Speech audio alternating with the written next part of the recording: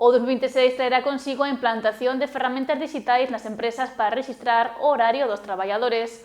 O senador Manuel Ruiz defende no Senado que a pesca, polas súas características, non pode cumprir a normativa. O Ministerio de Traballo impulsa un rexistro do horario digital obrigatorio para todas as empresas do país, medida que entrará en vigor a partir do 2026 para controlar a xornada laboral real dos traballadores. O popular Manuel Ruiz defendeu na Comisión de Pesca do Senado que esta normativa non ten en conta as peculiaridades do sector pesqueiro a través dunha iniciativa presentada na Cámara o pasado venres.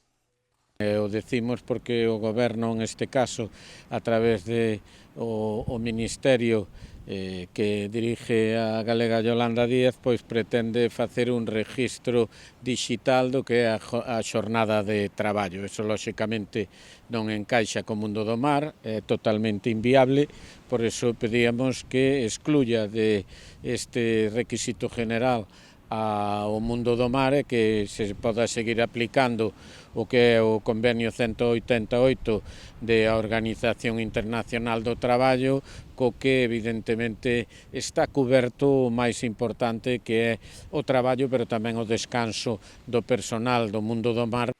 Xa que sostén que iso incide de forma positiva na seguridade marítima. Por tanto, non ten ningún sentido que se incluya dentro de un réximen xeneral esta obligación digital, cando outros países competidores, como poden ser pois Noruega ou como pode ser o Reino Unido, pois non o teñen, non? O mundo da pesca é moi particular, xa que en moitos casos os barcos botan meses no mar antes de regresar de novo a porto, entre outras cuestións que poderían afectar ás xornadas como os horarios de capturas. É que un barco nunca sabe se hai temporal, nunca sabe se pode haber calquer tipo de incidente, non sabe a que hora vai a pescar, non sabe canto tempo lle vai a aparecer pois o peixe, non sabe canto tempo van a levar as labores de ese lance e polo tanto non ten sentido que se aplique como se fora un traballador da banca que está de 8 a 3 evidentemente está moito digamos máis regulado que o seu traballo, non? O mundo do mar pois é iso, sales, vives no barco, descansas no barco e ten unhas peculiaridades que lle fai totalmente diferente a calquer outro traballo. Polo momento, o rexistro horario da xornada estáse a facer a papel a través do convenio da OIT.